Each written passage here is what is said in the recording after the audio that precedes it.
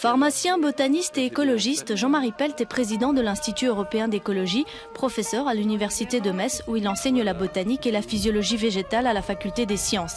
Il est l'auteur de très nombreux livres et il est connu aussi pour ses émissions de radio et de télévision sur le monde des plantes. Il a d'abord été professeur de biologie végétale et de cryptogamie à la faculté de pharmacie de Nancy et il a dirigé de nombreuses missions scientifiques à travers le monde avant de fonder l'Institut européen d'écologie qui est installé dans un ancien cloître franciscain en plein cœur de la ville de Metz. C'est là que nous l'avons rencontré. Jean-Marie Pelt, vous avez été le premier dans le monde francophone, en tout cas, à appeler à un moratoire sur la recherche et le développement des organismes génétiquement modifiés. C'était il y a 6 ans. Qu'est-ce que vous tirez comme bilan aujourd'hui de cet appel que vous aviez lancé avec d'autres scientifiques ? Écoutez, c'est un bilan mitigé en fait. On a obtenu satisfaction sur l'essentiel, c'est qu'en effet, les plantes et les aliments transgéniques ne sont pas en gros cultivés en Europe, ne sont pas non plus diffusés en Europe, en tout cas pas sans étiquetage, tout ce que nous avions demandé. Alors je dis mitigé parce que nous aurions absolument voulu que l'on fasse de la recherche sur ces fameux OGM en ce qui concerne leurs effets sur la santé et sur l'environnement. Et ça n'a pas vraiment été fait. Car lorsqu'on parle d'essais en champ, ce sont des essais à but agronomique, c'est-à-dire qu'on essaye d'avoir des variétés qui ont le meilleur rendement possible, donc la meilleure efficacité économique, mais on ne fait pas d'essais pour voir quels sont les impacts nocifs sur les plantes sauvages, par exemple. On ne fait pas d'essais non plus pour voir si ces aliments ont un impact sur la santé. Ça, ce n'est pas fait. Et nous regrettons beaucoup que ça ne se fasse pas. Dans ces plantes, il y a toujours soit un insecticide dedans, comme dans le cas du maïs, ou bien elles sont tolérantes à des pesticides, des herbicides en l'occurrence, comme, mettons, le soja ou comme le colza. Ce qui fait que l'herbicide va anéantir les mauvaises herbes, mais pas la plante, pas le soja, pas la céréale. Voilà, pas cette plante-là, qui est donc tolérante. Donc, dans les deux cas de figure, on est lié à des problèmes d'herbicides. Donc il faudrait savoir absolument si ces herbicides ont des impacts sur la santé. Et donc travailler sur des animaux de laboratoire, sur des générations, ça on ne le fait pas. Et ça c'est très embêtant qu'on ne le fasse pas. Et là nous sommes très mécontents qu'on ne le fasse pas. Nous voudrions, comme ces grandes firmes multinationales sont toutes des entreprises qui ont fait des médicaments et qui font des médicaments, qu'ils appliquent les mêmes règles aux aliments, ce qui n'est pas trop demandé au fond. Et que donc on fasse de la toxicologie sur ces aliments avant de les lancer sur le marché. Mais ça on ne le fait pas. Vous disiez aussi qu'en Europe, vous avez obtenu plus ou moins ce que vous demandiez, mais le problème, c'est qu'il n'y a pas que l'Europe, il y a le reste de la planète.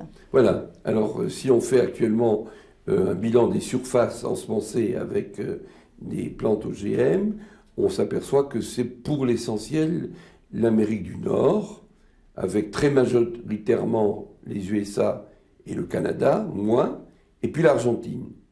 Bon, les autres pays, c'est très peu de choses.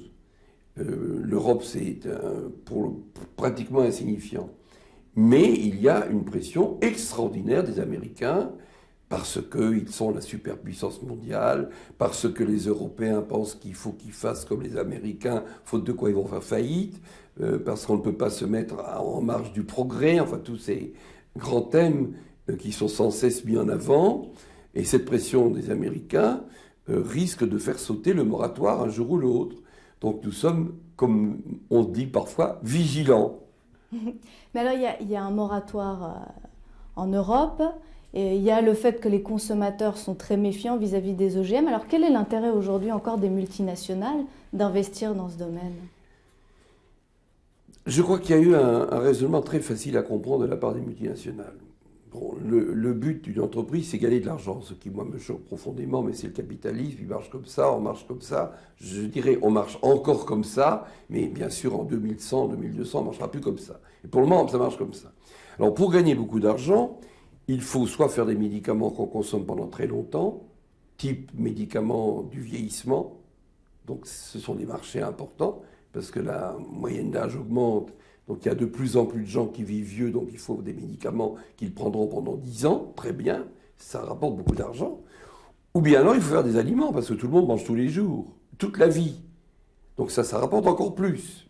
Comme pour les médicaments, il faut une autorisation de mise sur le marché qui demande 15 ans de recherche donc qui coûtent très cher. Eh bien, avec les aliments, il n'y a pas ça. Donc on peut aller très vite avec les aliments, avoir des marchés très importants, et par-dessus le marché, on a un brevet sur l'aliment. Donc on est le propriétaire du maïs transgénique. Donc c'est merveilleux. Un brevet, ça vous protège. Des consommateurs potentiels, tout le monde, c'est une chose tout à fait étonnante et extraordinaire. Donc un marché très puissant, et pas besoin d'avoir une autorisation de mise sur le marché, c'est parfait.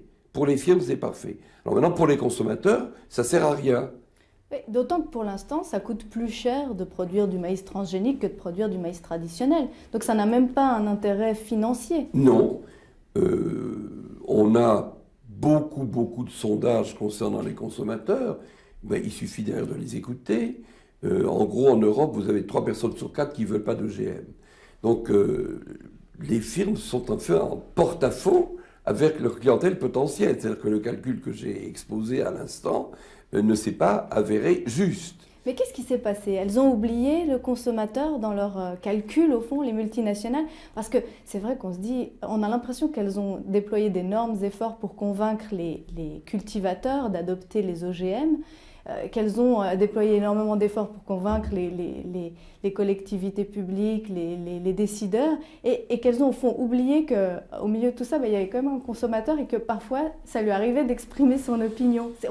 C'est comme si elles avaient été surprises par la réaction du public et qu'elles avaient été incapables de l'anticiper. C'est quand même étonnant. Ce consommateur est quelqu'un que traditionnellement les grandes entreprises manipulent par la publicité. Bon, c'est comme ça que ça marche. Et si nous avons tous des téléphones portables, c'est parce qu'il y a une pub extraordinaire sur le portable et tout le monde en a acheté un, naturellement. Donc, ces grandes multinationales ont pensé au départ, et ça c'est une erreur de calcul, que les OGM et la nourriture traditionnelle, c'est la même chose.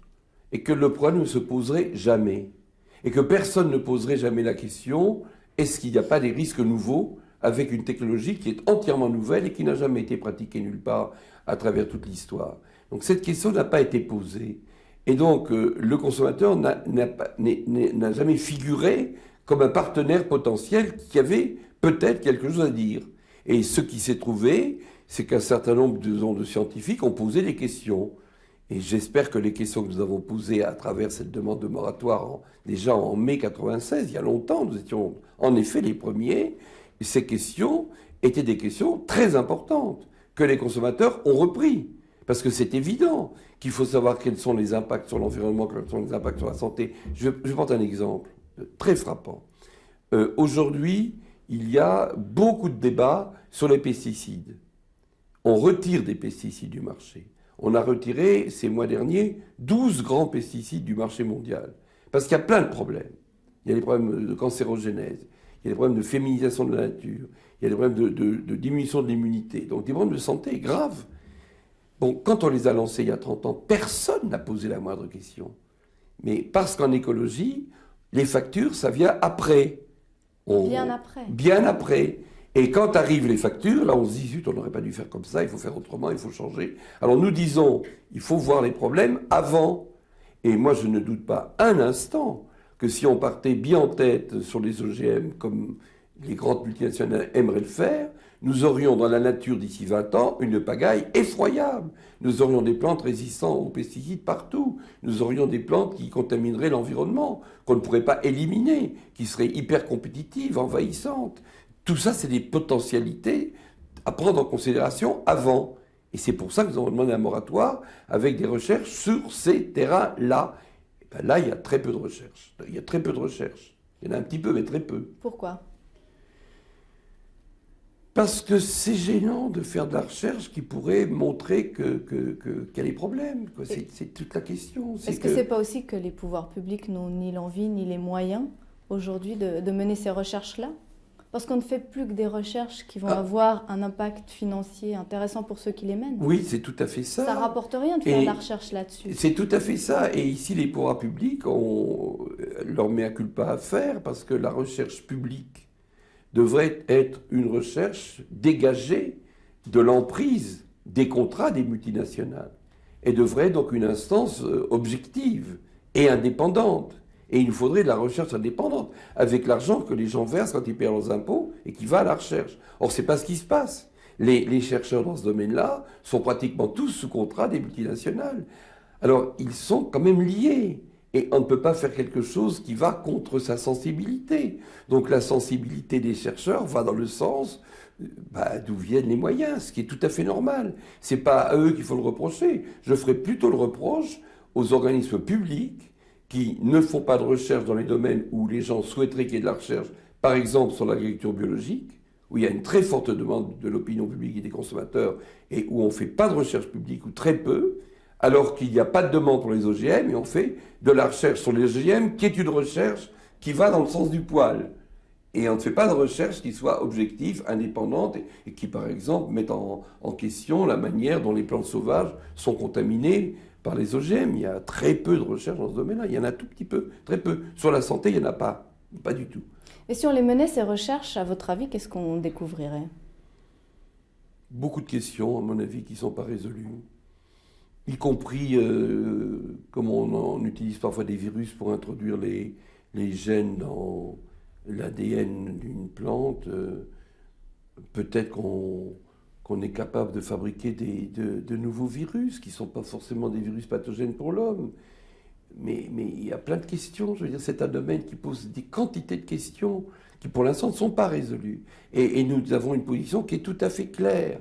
Tant que toutes ces questions essentielles ne sont pas résolues, on ne va pas dans la direction des OGM.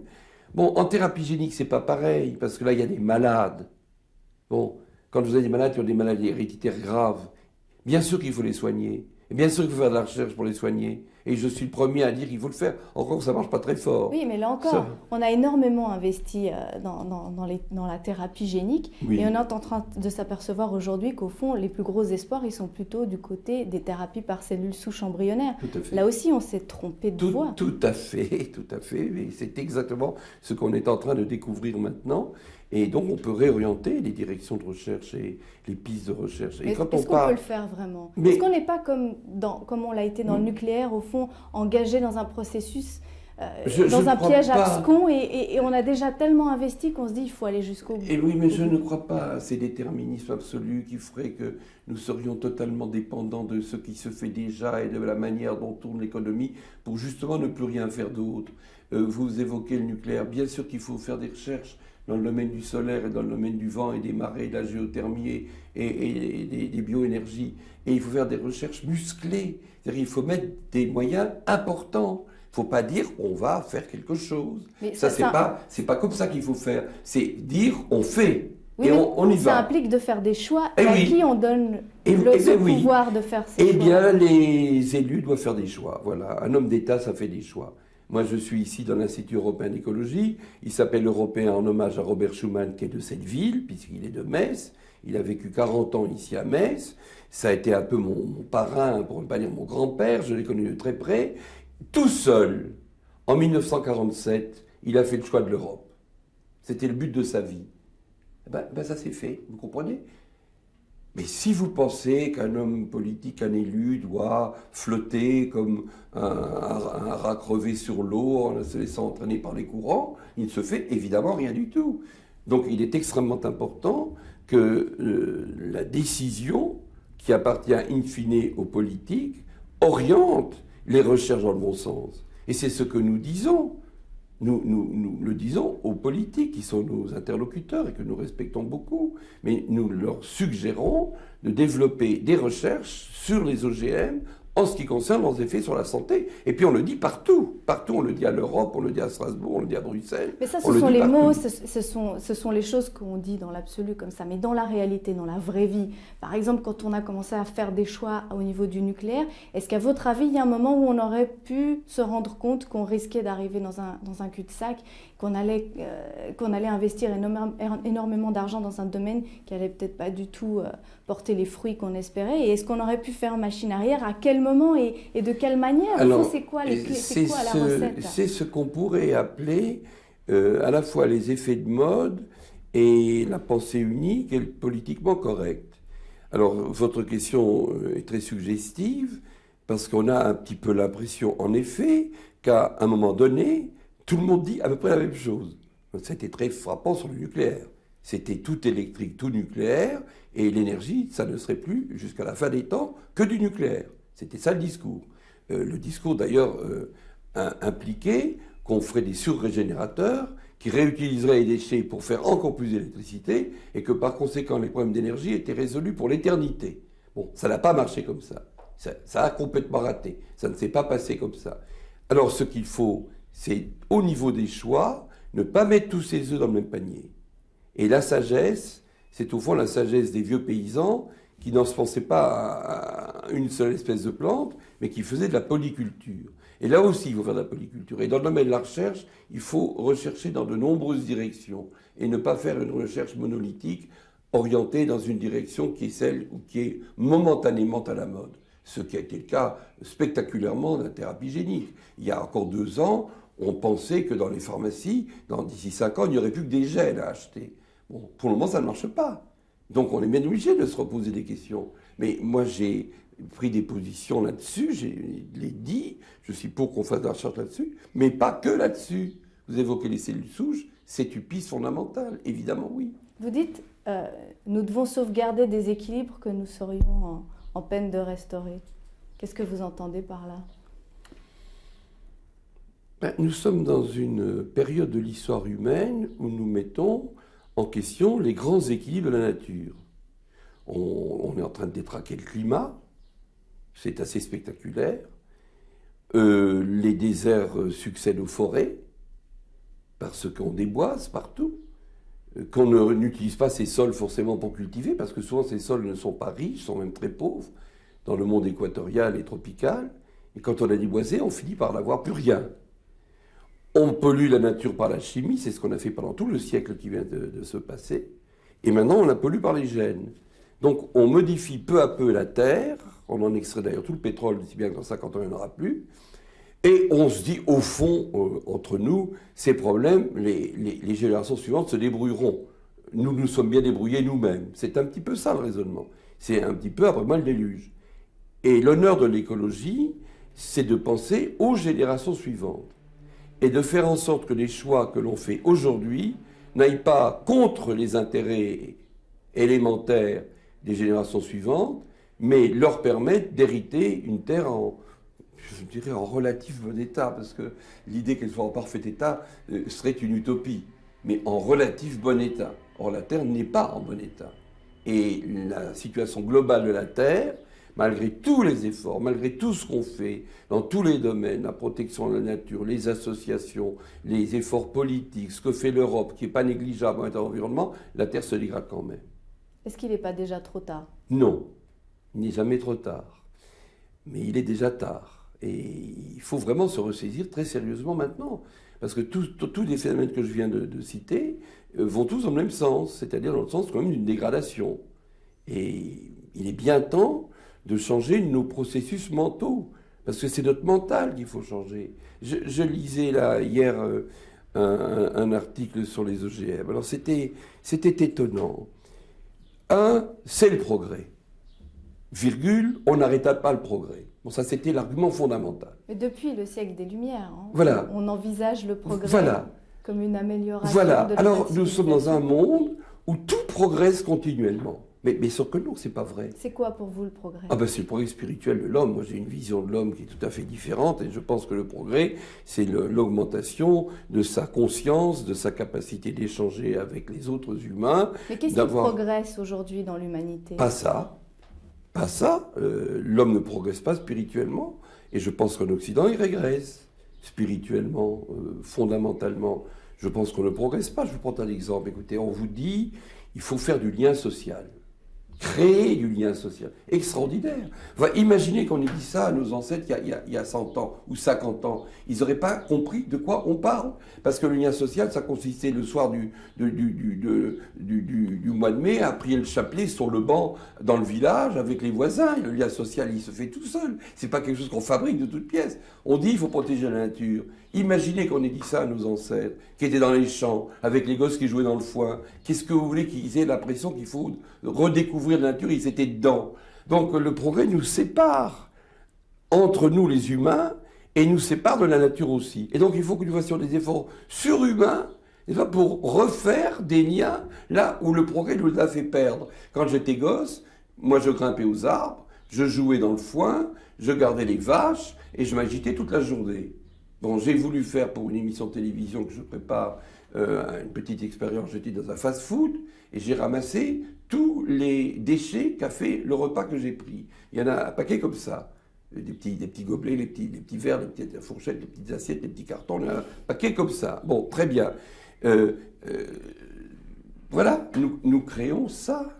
C'est-à-dire que nous créons vraiment un monde où le déchet, et on s'en fiche, où on consomme la nature abondamment, et on est obligé de reconstituer ce qui autrefois était automatique. Alors c'est un progrès qui par un autre aspect est une régression. C'est une progression et en même temps sur un autre terrain une régression. Alors moi l'idée du progrès que j'ai, c'est tout à fait autre chose, c'est la qualité humaine, bien entendu, le progrès. Mais comment alors on pourrait aujourd'hui redéfinir au fond l'aventure humaine ?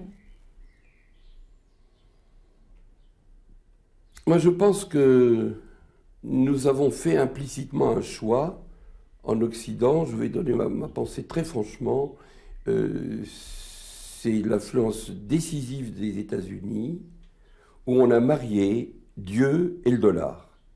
Et sur le dollar américain, c'est marqué dessus. Nous, Gottfried Trousse, nous avons confiance en Dieu, n'est-ce pas ? C'est marqué sur le dollar. Et donc, si vous gagnez beaucoup de dollars, vous êtes bien vu de Dieu. Bon, c'est comme ça que ça marche. Les États-Unis marchent comme ça, et nous aussi, nous avons comme l'argent qui domine tout. Quand on ferme une usine à Metz et qu'on la transporte à Taipei, c'est pour l'argent. Tant pis pour les pauvres gens qui sont au chômage, bon, tant pis pour eux. Mais nous sommes dans une société qui est cruelle, parce qu'elle manque de respect de l'homme.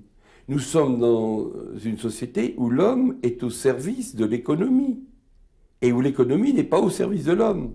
Donc nous sommes dans un monde qui s'est petit à petit inversé, et qui a perdu ses repères et ses références fondamentales.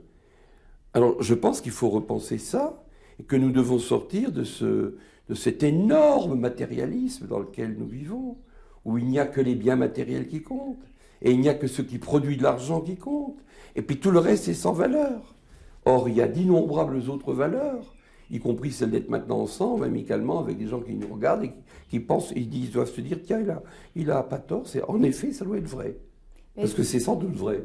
Mais est-ce que nous sommes libres de notre destin ? Est-ce que vous pensez que ces valeurs-là peuvent, comme ça, rapidement, en tout cas sous nos yeux à nous, être modifiées ? Oui, à condition qu'on mette le doigt au bon endroit et qu'on dise les choses comme elles sont. Parce que j'évoquais tout à l'heure la fameuse pensée unique, c'est que tout le monde dit toujours la même chose, que le marché, c'est la règle fondamentale pour toute l'éternité du fonctionnement de l'humanité. Mais moi, je ne crois pas à ça. Je crois que l'histoire, c'est une succession de petits instants. Mais qu'est-ce qui nous rassemble aujourd'hui, nous, les humains, l'humanité ? Qu'est-ce qui nous rassemble d'autre que ces valeurs que vous évoquez, qui sont celles de l'argent ou de la pensée ? Ce qui nous rassemble, ce sont nos valeurs humaines profondes. Et pour moi, les valeurs humaines profondes, c'est un triple lien. C'est un lien à Dieu parce que je suis croyant, c'est un lien aux êtres humains parce que je les aime conformément à ce que j'apprends de la vie et de l'Évangile, mais que j'apprends de la vie. On a plaisir à aimer les autres. On n'a pas seulement plaisir à se faire plaisir. On a plaisir à être avec d'autres. À être les uns avec les autres. Mais bien entendu que oui. Ça, c'est le deuxième lien. Et le troisième lien, c'est avec la nature. Et si nous refaisons ces trois liens, nous sommes dans une société où il y a cette chose extraordinaire, c'est-à-dire de la joie, de la beauté, de la bonté. Tout ça, ça a complètement disparu. De la poésie. Et de la poésie. Et de l'art qui en soit un. Parce que des fois, c'est pas très beau. Ça vous choque le fait que l'on mette des brevets, que l'on veuille breveter le vivant, la culture, le fait que l'on soit... Oui, qu'est-ce que vous pensez, vous, de la notion de propriété intellectuelle, que ce soit dans le domaine scientifique ou dans le domaine artistique et culturel ? Est-ce qu'on peut être propriétaire d'une idée ? On n'est pas propriétaire, si vous voulez. On n'est pas propriétaire, on est toujours locataire. Sur la Terre, on est des locataires à durée déterminée. Sauf qu'on ne connaît pas le point final. Mais on est des locataires avec un contrat à durée déterminée. Donc je pense qu'il faut qu'on utilise dans nos relations avec l'environnement, avec les gens, qu'on se souvienne qu'on est des pèlerins et qu'on n'a pas à installer des demeures éternelles sur cette terre, et que donc on n'a pas à s'approprier absolument tout. Je vois ces retraités, ça me frappe beaucoup, ils font leur maison. Et alors ils mettent une énergie fabuleuse, toute l'énergie de leur vie pour que la maison soit tip-top, que tout soit parfaitement parfait. Et puis ils meurent. Et la maison n'était pas une demeure éternelle. Alors je pense qu'il faut au contraire être en fête les uns avec les autres. Et là je me retrouve un peu avec les jeunes quand ils disent on fait la fête. Alors c'est des fêtes étranges qu'ils font parfois. Bon, très bien, ça c'est autre chose. Mais je crois qu'il y a une sorte de fête à vivre ensemble. Et il y a une sorte de joie à avoir accédé en tant qu'humain à la conscience. Une joie qu'on peut partager avec les animaux qui sont nos amis. Je suis très sensible à la condition animale. Une joie qui vient de la beauté du monde, de la beauté de la nature, de la beauté des fleurs. La nature est très belle à cette saison, c'est magnifique. Mais est-ce qu'on sait se réjouir de tout ça? J'en suis pas sûr. Est-ce qu'il faut vraiment vivre dans le désir perpétuel de ce qu'on n'aura que pour un temps ou qu'on n'aura jamais? Il y a des pubs à la télé où on voit des gens dans des belles maisons. Alors je pense à tous les gens qui sont en HLM. Et on leur montre tous les soirs une belle maison. Oh, ça me choque beaucoup, beaucoup. Il y a une autre pub qui est encore pire, elle s'appelle « Gagner le monde ». Mais moi je me rappelle que dans l'Évangile, il y a dit, et il est écrit, à quoi sert de gagner le monde si tu viens à perdre ton âme? Ce monde matériel est un monde féroce. Et je ne crois pas que le bonheur de l'humanité peut se faire dans le matérialisme. Et sans parler alors des pays pauvres où c'est catastrophique. Parce que les pays pauvres, il faut les aider eux-mêmes à s'en sortir et ne pas leur fourguer les OGM naturellement. Mais c'est vrai que si on fait le bilan de l'humanité, le bilan de l'histoire des hommes aujourd'hui, il n'est pas très glorieux. Il est parsemé de cruauté, Oui. de choses épouvantables. Et qu'est-ce que vous répondez aux gens qui disent finalement, est-ce qu'on a quelque chose à perdre à imaginer une post-humanité, à imaginer qu'on va bricoler les gènes des individus que nous sommes pour les coupler avec des ordinateurs et des machines, pour en faire des sortes de surhommes ou une autre humanité différente qui finalement est peut-être plus porteuse d'espoir que celle qu'on a aujourd'hui, vu le triste bilan qu'on est obligé de faire aujourd'hui? Je suis pas sûr qu'on peut faire forcément sur tous les plans un triste bilan. Il faut quand même se souvenir que les générations qui nous ont précédées ont connu des guerres terribles et que c'était pas marrant non plus. Et que moi, je ne suis pas passéiste. Je n'ai pas du tout envie de dire « Oh, j'aurais tellement aimé vivre au XIVe siècle, à l'époque où on a construit la cathédrale de Metz », ce qui est en effet quelque chose de remarquable qu'on a fait à cette époque-là. Je pense que sur bien des points, il y a des espérances nouvelles. Le fait qu'il serait difficile aujourd'hui d'imaginer des guerres semblables a quelque chose de réconfortant. Le fait que se constitue quand même peu à peu la patrie européenne, qui fait que les Français et les Allemands ne vont pas se rencontrer pour la 4e fois sur la ligne Maginot. C'est un point positif. Le fait qu'il y a cette sensibilité antiraciste chez les jeunes et de recherche de solidarité sont des points positifs. Et c'est sur ces points positifs qu'il faut construire. Mais alors il y a aussi, c'est vrai, une instrumentalisation des jeunes qui est extraordinaire. Les jeunes sont drogués par la musique, par les CD, par les DVD, par les engins, par les technologies, par la télé. Ils sont drogués. J'aimerais bien qu'ils remuent un peu et qu'ils disent « non, nous allons faire autrement, nous allons faire comme ça, nous allons faire mieux que vous ». Et bien s'ils ont envie de faire mieux que nous, je les aide, là, je marche avec eux à 100%. Mais vous parlez de ce côté-ci, de ce qui se passe de ce côté-ci de la planète. C'est pas ce qui se passe dans le reste de... Enfin, si on regarde autour de nous et si on fait le constat de la condition humaine aujourd'hui ailleurs dans le monde, il n'est pas glorieux non plus. Non, c'est pas glorieux. Et je me demande bien si les pays pauvres ne sont pas... Je pense à toute l'Afrique, par exemple, puisque j'ai de très bons amis maliens et que une de mes plus proches amies est malienne. Je me demande si l'Afrique ne devient pas plus pauvre. Et si l'ultralibéralisme à l'américaine, qui est notre doctrine et notre salut, croyons-nous, ne finit pas par appauvrir encore plus les plus pauvres.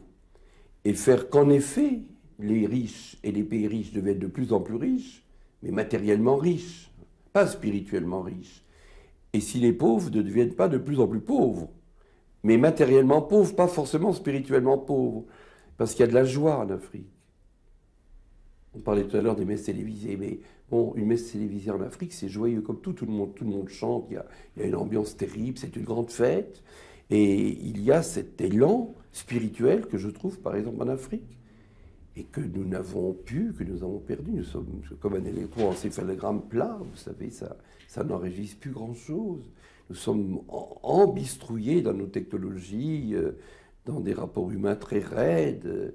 Tout est raide, tout est dur, tout est sec, tout est programmé, tout est technocratisé, technologisé. Ça manque de vie, tout ça. Et justement, dans ces conditions, est-ce que ça ne vaudrait pas le coup de tenter l'expérience d'une post-humanité totalement différente, telle qu'on ne peut même pas la concevoir aujourd'hui? Eh bien, je répondrai oui, à la condition qu'on ait d'abord essayé notre humanité à nous, que nous n'avons pas essayé. Théodore Monod, que j'ai bien connu, que j'ai beaucoup aimé, qui était un chrétien protestant, très croyant, d'une famille de pasteurs sur plusieurs générations, et il disait, n'est-ce pas, vous, Jean-Marie, vous êtes un optimiste. Moi, je suis pessimiste, parce que nous appartenons à une espèce, l'Homo sapiens, qui est extrêmement agressif, et nous risquons de nous détruire et de détruire la planète avec. Alors il disait, bien sûr, il y a eu en Orient le Bouddha, et chez nous il y a eu Jésus. Ils ont dit, il faut s'aimer. Alors ça s'appelle le christianisme. Mais Jean-Marie, entre nous, on s'est bien gardé d'essayer pour voir si ça marche pas. Moi je suis sûr que ça marcherait, dit-il. Superbe. On n'a pas essayé. On n'a pas essayé de s'aimer vraiment. C'est pas ça qu'on essaye. On essaye d'être le concurrent le plus actif de son voisin. Et si on peut l'écraser, crac, boum, allez, par terre. Voilà, ben je crois que c'est pas bien d'être comme ça. Je crois que c'est pas bien de marcher comme ça. Et je pense qu'il y a de plus en plus de gens qui sentent ça. Et que vous avez tout à fait raison de leur donner la parole. Comme ça, on entend quelque chose d'autre que le discours habituel. Jean-Marie Pelt, vous dites que vous êtes pessimiste, mais vous avez tout de l'optimiste. Ma question, c'est est-ce que c'est par lucidité ou bien par caractère? Oh, disons, je crois que j'ai pas une mauvaise nature. J'ai un peu la nature de mon grand-père. Il était jardinier. Mon grand-père, quand j'étais petit, il m'a appris très tôt comment poussent les radis et comment poussent les petits pois. Et bon, j'étais dans la nature très très tôt, bercé un petit peu dans ce jardin d'enfants. Parce que je pense qu'ici, on a fait quelque chose de particulier à Metz. On a dit la maternelle, qu'on appelle le jardin d'enfants, doit être un jardin pour les enfants. Donc on a fait des jardins. Et tous les petits messins plantent des petits pois, et plantent des haricots, et tout petit, voient pousser les plantes. Donc on a reproduit sur toute la ville, et même dans beaucoup d'autres villes, l'expérience que j'ai vécue moi-même quand j'étais tout petit chez mon grand-père. Puis il m'a appris aussi la foi, parce que j'étais très fier de savoir réciter « Je vous salue Marie » quand j'avais 3 ans. J'avais d'ailleurs des problèmes, parce qu'on disait, n'est-ce pas, tu es bénie entre toutes les femmes, et le fruit de tes entrailles est béni. Ouh, je demandais à mon grand-père, qu'est-ce que c'est une entraille est bénie? Je crois que c'était un truc. Mon grand-père disait, t'es trop petit, je vais t'expliquer quand tu seras plus grand. Alors je me suis dit, comme on dit, le fruit, ça doit être un arbre. Et donc je dis, le grand-père a caché un arbre dans le jardin qu'il n'a pas voulu me montrer. Vous savez, c'est l'histoire du jardin d'Éden. J'ai vécu l'histoire du jardin d'Éden avec l'arbre auquel il ne fallait pas toucher. Tout petit, sans le savoir, j'ai vécu cette même expérience. Alors j'ai ainsi acquis, grâce à ça, une bonne nature. Vous savez à quel moment précis vous avez goûté le fruit de la connaissance du bien et du mal? Vous avez croqué cette pomme un jour? Oui, alors oui, j'ai découvert le mal très tard. Notre petit José, le petit Colombien qu'on a adopté, dont je vous parlais, il a 16 ans, il n'a pas découvert le mal. Et quand je suis avec lui, qu'on discute, je me dis, il n'a pas encore découvert le mal. Il ne sait pas que le mal existe. Il est totalement pur. Ce qui est remarquable à 16 ans, parce que par les temps qui courent, c'est plutôt qu'on découvre le mal. Mais moi, je l'ai découvert à 40 ans. Moi, j'étais extrêmement retardé. Je n'ai eu une évolution que très lente. Et j'ai découvert le mal à la période où j'étais le plus fragile, où le mal m'a atteint. Et il m'a atteint brutalement, vraiment dans ma vie affective, dans ma vie professionnelle, tout à la fois. J'ai subi une crise très importante à ce moment-là. Et j'ai découvert la pauvreté essentielle de l'homme. Ça m'a fait passer à tout jamais l'idée d'avoir un jour une grosse tête. D'ailleurs, j'en ai pas une. parce que je pense que nous sommes de petites choses et que nous sommes pleins d'orgueil. Nous sommes des petits animaux très orgueilleux.